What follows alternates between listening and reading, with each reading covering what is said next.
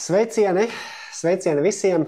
5. sērija mūsu projektā 5A asins ainas analīze ar Agnesi. Nekas nav mainījies. Projektā ir klātesoša arī mūsu eksperte Agnese Grandāne, kuru mēs pazīstam arī ar, kā viņas sevi sauc, ar apzīmējumu Biohack Girl, tātad veselības optimizācija caur dažādām praksēm un procesiem. Un mūsu projekta kontekstā tātad caur asins analīzi. Ja iepriekšējā 4. sērijā mēs parunājām par dzelzi un ar saistītajiem rādītājiem, tad tagad mēs jau pamazām ejam uz priekšu un jau 5. sērijā runājām par nākošo orgānu grupu, kas ir aknas un nieres un saistītajiem asins analīzes rādītājiem. Tātad, ja mēs runājam par aknām un nierēm, tad šeit ir 3 rādītāji par aknām, 3 rādītāji par nierēm, un nedaudz arī paskatīsimies, parunāsim. Tātad saskaņā ar Agneses analīžas rokas grāmatas struktūra nemainīga, ejam cauri pēc sistēmiskās pieejas. Tātad aknām, ko mēs skatāmies? Bilirubīns, un droši vien, ka vairāk dzirdēts, un arī man pašam asociācijas ar alats asat, un tad vēl viens tāds koeficients, par ko mēs varētu parunāt nedaudz vēlāk, kas ir tā kā formula, kas aprēķina asat un alat attiecību. Bet asins ainām mums ir šie 3 rādītāji. Un varbūt arī, man arī, kā saka cilvēkam no malas, kas tad ir tas bilirubīns? Ko es lasu analīžu rokas grāmatā? Tas ir dzeltens pigments, kas veidojas eritrocītu sabrukšanas procesā, ceļas pie aknu un žultsplosmas problēmām. Varbūt pastāst, Agnes, par bilirubīna svarīgumu, cik tas ir nozīmīgs. Viņš pats par sevi nav diži svarīgs, jo viņš ir vienkārši metabolisma viens no gala produktiem, tādos lielos vilcienos. Viņš izvadās caur aknām, caur žulti, un tāpēc arī tur bija pieminēts, ka, ja ir problēmas ar žulti, pieņemsim bieza žults, vai tur ir jau žultpūslī kaut kādi veidojumi, smiltis vai akmeņi, tad visdrīzāk tā izvade nebūs pilnīgi veiksmīga, un bilirubīns var būt ar tieksmi būt augstāks tajā situācijā. Kā tas var izskatīties dzīvē? Ja mēs ļoti uzkrājam bilirubīnu kaut kāda patoloģiska iemesla dēļ, tad cilvēkiem raksturīgi būs dzeltenīgi acu āboli, tā būs pirmā pazīme, un āda var palikt dzeltenīga, pieņemsim uz plaukstām. Lūdzu nejaukt ar, ja jūs esat sadzērušies burkānu sulu, tas ir savādāk. Tas un parasti acu āboli tad jums nekrāsosies baigi, bet bilirubīnam raksturīgs tieši tas acābola tas tonis. Un kas ir interesanti, cilvēki, kuri kādreiz kaut kur eksperimentē ar aknu detoksa programmām, ar protokoliem, tur veselas tie beči, kurus tur lieto, tad to. Reizēm viņi kā vienu no efektiem min, ka acu ābols paliek baltāks. Jo viņš varbūt arī ne ļoti dzeltens ikdienā, bet tad, kad mēs bišķi uzlabojam žults plūsmu darbību, viņš var palikt tāds spožāk balts. Bioloģiski cilvēki mēs asociējam tādus foršus baltus acu baltumus ar veselību. Droši vien tāpēc, ka ir sasaistīts ar aknām. Būtībā diezgan reti es redzu cilvēkus ar augstu bilirubīnu. Ja asats alats var uzšauties gaisā pie kaut kādiem akūtiem procesiem, bilirubīns manā pieredzē bišķi stabilāks. Gadās cilvēki, kuriem ir Žilbera sindroms, un es arī minu, ka, ja tas ir hroniski... Iedzimts defekts enzīmu sistēmās. Jā. Viņu parasti ārsti uzskata par nenormālu normu, ar kuru neko baigi nevajag darīt, bet pašsajūta pie paaugstināta bilirubīna nav baigi forša, viņš var ietekmēt nervu sistēmu un noskaņojumu un tādas lietas. Tāpēc, kas traucē palietot lecitīnu ikdienā? Tas ir supermaigs uzturbagātinātājs, kurš satur izeivielas labākajai žults ražošanai, kas bišķi palīdz to bilirubīnu tomēr dabūt ārā no sistēmas. Ļoti, ļoti reti gadās arī ģenētiskas slimības ar asinīm. Es tur arī minu, ka pie noteiktām anēmijām, teiksim, sferocitoza anēmija, kad ļoti aktīvi liesā iet bojā eritrocīti, un viņi arī sastāda to pirmo posmu bilirubīna radīšanai. Lai to visu masu, kas tiek pārstrādāta ar sarkanajām asinīm, lai viņu visu pārstrādātu, ir vajadzīgs aknām daudz ko darīt, un beigās bilirubīns tiek izvadīts ārā. Ja šis process ir superaktīvs un tie eritrocīti viņi nav normālas, pareizas formas, viņi tur ļoti aktīvi var brukt nost, un tad bilirubīns būs ar tieksmi būt augstāks, ka viņu grūtāk izvadīt laicīgi. Bet atkal, tas ir ļoti, ļoti reti. Nu, vismaz man praksē tikai viens tāds cilvēks ir bijis. Tas sanāk, ka mums paaugstināts šis rādītājs bilirubīnam būs retāk nekā salīdzinoši pazemināts. Ja, jo tad, ja tu raksti, ka pazeminātam ir tāda saikne ar dažādiem deficītiem, vitamīni, dzels. Ja. Varbūt, jā. Bet es arī ļoti reti redzu pazeminātu. Parasti cilvēkiem viņš turas normā. Ja ir problēmas, pat ja ir žultsakmeņi, bilirubīns bieži vien būs ok. To es esmu pamanījusi. Es teiktu, ka pat biežāk es redzu cilvēkus ar apstiprinātu vai aizdomās Žilbēra sindromu. Un to var pārbaudīt ar ģenētisko testu. Tepat Gulbi laboratorijā var atķeksēt viņu, man liekas, no asins parauga taisīt, cik es atceros. Un tas vienkārši maksā, man liekas, kaut kādus 50 eiro vai kaut kas tam līdzīgs, bišķi dārgi. Bet tā, kad tu zini, kas tas ir tava lieta, tu arī vari kaut ko darīt, jo to pašu kalcija D glukarātu vai indolu vai lecetīnu ir viss kaut kas, ko tu var lietot no uzturu bagātinātājiem, lai bilirubīns būtu tuvāk optimumam. Un es pazinu cilvēkus, kuri visu dara, un viņiem viņš ir ok, lai gan viņiem ir sindroms. Praktiski šim rādītājam, pārsvarā gadījumam būtu jābūt normas robežās, ja, un attiecīgi tas tā kā tāds testiņš, ja, kad, lai saprastu, vai viņš ir paaugstināts vai pazemināts. Ja, tad, Jo cilvēkiem ir labi zināt, ir vai nav Žilbēra sindroms. Ja viņš ir, visdrīzāk tu nebūsi piemērots profesionālajiem sportam un tādām lietām, jo tas sarežģīja situāciju, ir labi zināt. Enzīmu sistēma defekts. Jā, līdz ar to tad šis ir tāds vairāk, droši vien tā kā mīļam mieriņam, ja, un tad mēs runājam par galvenajiem rādītājiem aknu sistēmā, tātad alats un asats, ja, tātad abi divi ir enzīmi, tātad alats enzīms, kas lielos apjomos sastopams aknās nierēs muskuļos, atbild par anabolismu, olbaltumvielu sintēzi un enerģiju. Un asats arī enzīms atbild par katabolismu un asinīs. Tad izstāst varbūt atšķirība anabolisms un katabolisms. Tāpēc arī tas koeficients. Jā. Kā šie enzīmi var nokļūt asinīs lielos apjomos, tad jautājums, kāpēc viņi tur parādās, jo no tā, ko tu saki, viņi strādā šūnās. Tad, kad ir šūnu bojājumi, viņas iet bojā, viņas arī visas viņu saturs izplūst asinīs.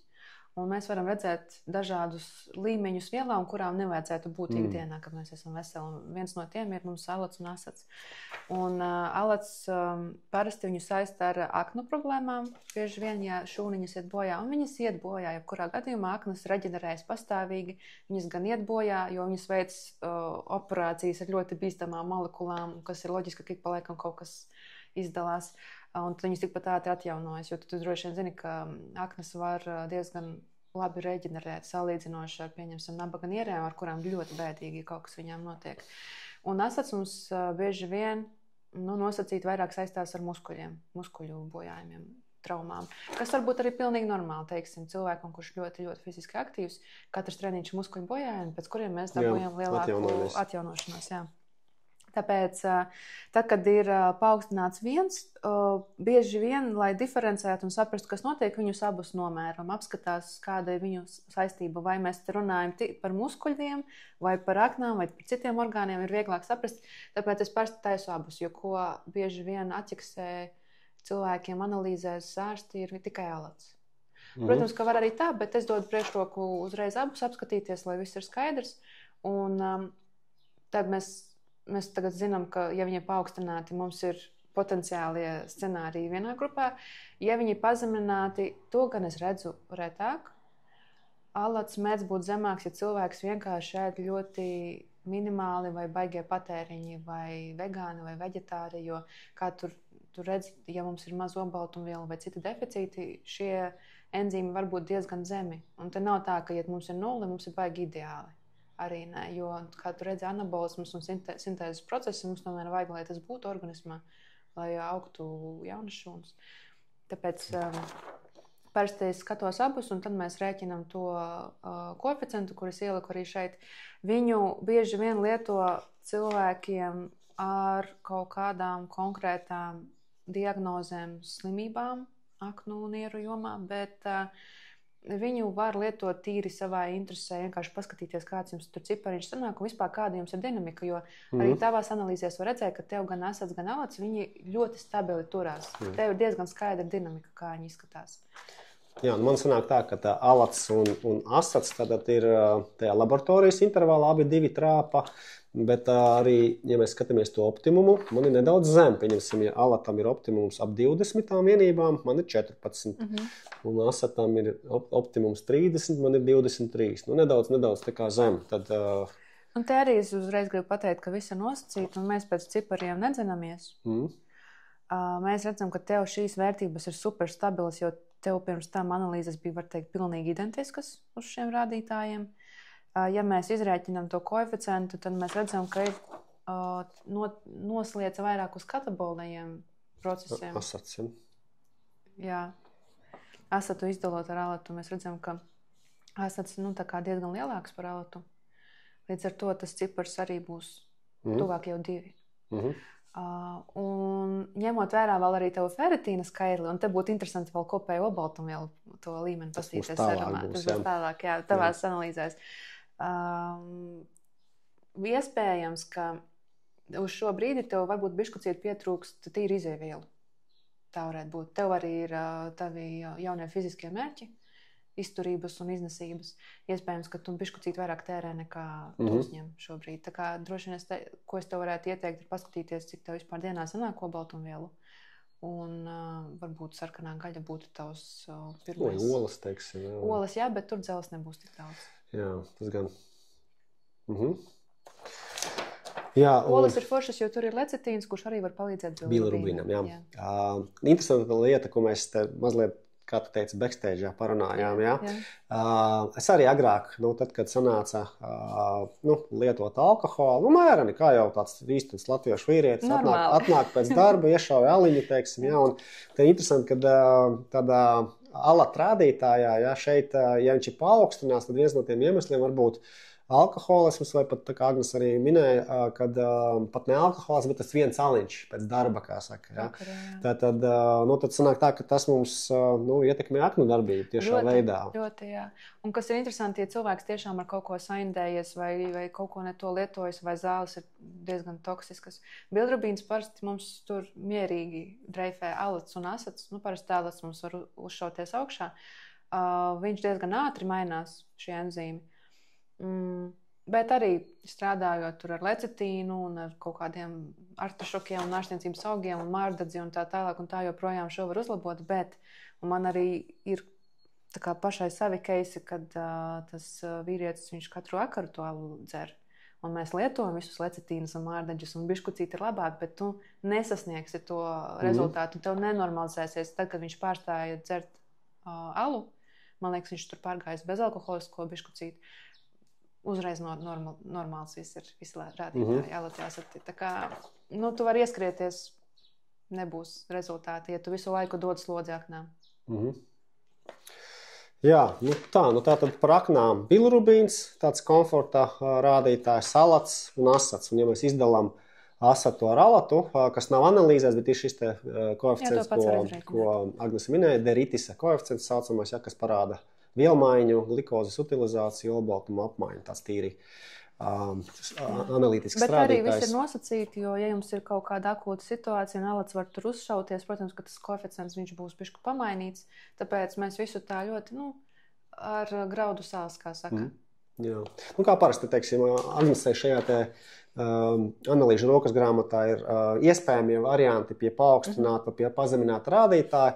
Es braucu cauri, skatos, kas uz mani varētu attiekties. Ja, par cik es tā kā nelietoju alkoholu, līdz ar to tad šis kritērijs pie paaugstināta alata, pieņemsim, būtu nestrādās, skatos tālāk par vīrusu noslodzi, tur attiecīgi, kas, tā var sakot, ejam cauri sarakstiem un skatāmies, kas attiecās uz mani. Kas citos rādītājos parādās. Un lai kaut kādas tiltiņš uz citiem rādītājiem. Un tad, faktiski, esam sagatavoti sarunā savu ģimenes ārstu vai hematologu, kā mēs noskaidrojām iepriekšējā sērijā, asins speciālistu. Esam vairāk informēti, un šis ir tāds labs veids, kā iepazīt sevi caur asins analīzi. Ar aknām skaidrs apmēram, ievadiņa formātā tādā, un nieres pārējām pie nierēm, 3 rādītāji pie nierēm, urea, kreatinīns un urīnskābe. Droši jāsāk ar populārāko, kas ir, man liekas, ka es arī apstījos savējā pēdējā asins analīzē. Kreatinīns man bija, urīnskābe man bija, urea nebija. Ja? Līdz ar to tad sākam ar kreatinīnu, tātad aminoskābes kreatīna pārstrādes gala produkts muskuļos. Uzrāda problēmas ar nierēm un mitohondrijiem. Ja, tātad šī šūnu fabrika. Jā. Un, tātad kreatinīns, kas ir svarīgi ar šo rādītāju saistībā ar nierēm? Viņu lieto kā indikātori, ka nieres pūlās darīt savu darbiņu.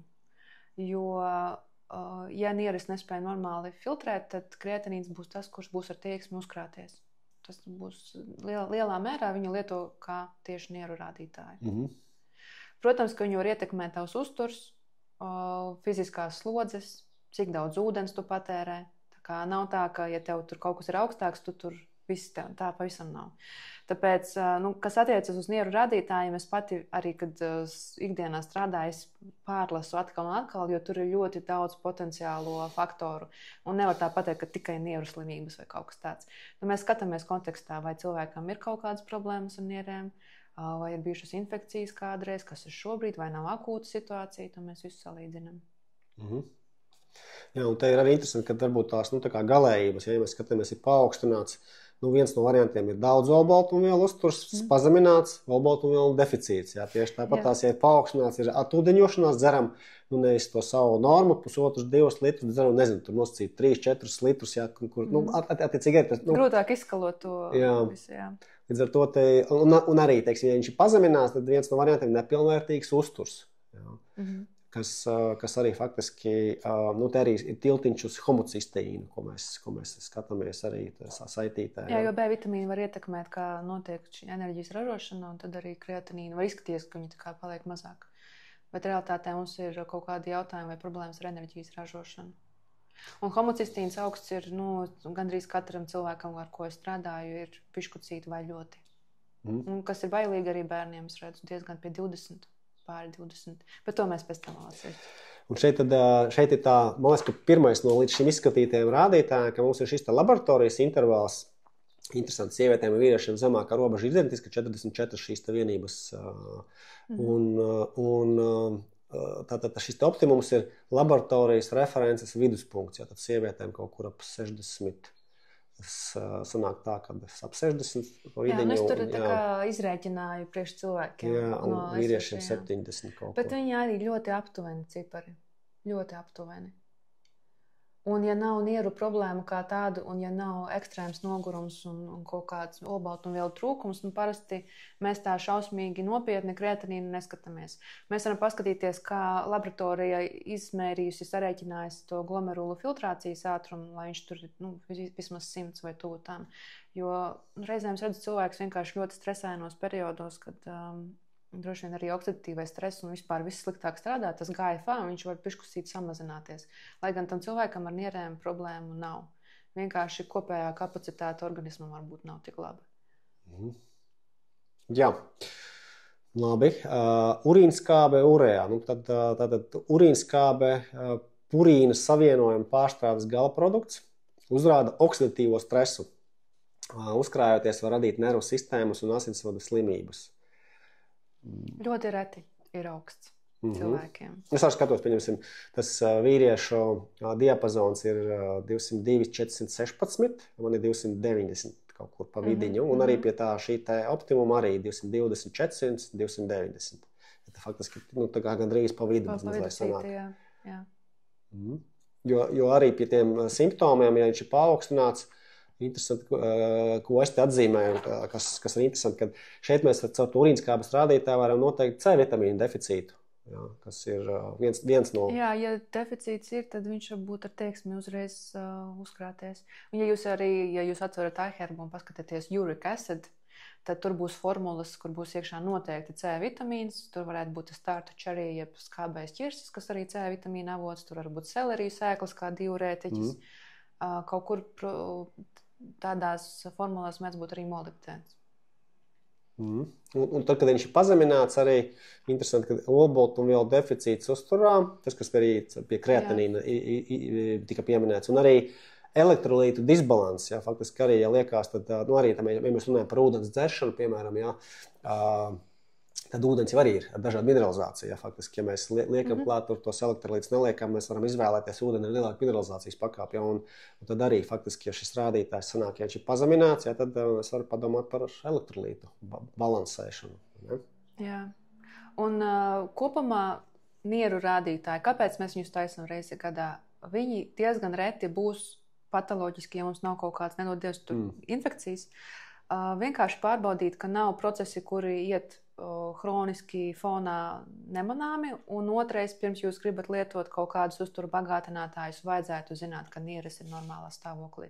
Jo tad, ja ir problēmas, tad pat visvienkāršākās uzturvielas var potenciāli radīt sarežģījumus. Tāpēc aknas un nieres es iesaku pārbaudīt vismaz reizi gadā, un ja jūs taisaties kaut ko lietot, un vispār nekad nav taisīts tāds panelis, es arī iesaku to izdarīt, jo, ja, piemēram, tur tas pats alots vai bilirubīns ir augsts, un ir lietas, kuras labāk varbūt nelietot. Piemēram, ja ir Žilbēra sindroms, mārdedzi lietot neiesaka, viņš būs gandrīz visās aknu formulās, kas mums ir pieejamas, bet te atkal ir strīdīgi viedokļi, jo ir speciālisti, kurš saka, kur es dzīvē strādāju cilvēkiem ar Žilbēru, mārdedzis ļoti labi strādā un palīdz. Konfliktējoša informācija. Bet jā, es iesaku pārbaudīties, pirms jūs kaut ko jaunu darat. Un arī, ja jūs gribat nopietni sportot, tad vienkārši jāsako sev līdzi. Man liekas, tas arī tas galvenais ieteikums šobrīd. Ir 3 rādītāji pie aknām, alats, asats, bilirubīns, 3 rādītāji pie nierēm, kreatinīns, urīnskābi, urējā, ja, un tad bāzīte. Reizi gadā bāzīte apskatāmies, kur atrodamies. Pirms, faktiski, ja ir kaut kāds nodoms lietot kaut kādu uzturu bagātinātāju programmu vai fiziskās slodzes, ja, un attiecīgi arī attiecības ar elektrolītiem, olbaltumvielām, C vitamīnu, ja, tad, kur mēs atrodamies. Ja. Tā kā, man liekas, tāds laba tāda situācijas analīze reizi gadā pilnīgi pietiekami. Jā. Ja jūs tur aktīvi sportojat, jūs varat pasīties biežāk, piemēram, tāpat urīnviela, ja ir maz olbaltumviela, tad parasti viņa būs bišku zemāka. To es ļoti bieži redzu ar klientiem. Tad viņi parasti saka, man nogurums un visas pārējās lietas. Jā, labi, tad arī spriežot pēc sevis faktiski, jā, kad nav tādas tie rādītāji, ir tā kā, ja asats alats ir nedaudz zem optimumu, es esmu laboratorijā, un nieru rādītāji ir ļoti tuvu tiem vidējiem. Tā kā, principā pēc gada taisu nākamo testu un konstatēju situāciju. Aknas nieres, tādi, ikgadēji, ikgadējs rādītāju kopums, ko mēs paskatāmies, 3 rādītāji aknēm, 3 rādītāji nierēm. Un arī, it kā nesagaidām tās nobīdes. Ja mēs sagaidām, ka viss ir kārtībā. Mēs sagaidām, ka viss ir kārtībā. Jā, šīs nots, laikam, tad būtu forši nobeigt arī 5. sēriju, pirms virzamies tālāk jau uz 6. sēriju, kur arī parunāsim par mūsu nākamajām tēmām. Agnese, paldies! Paldies, tiekamies! Tiekamies!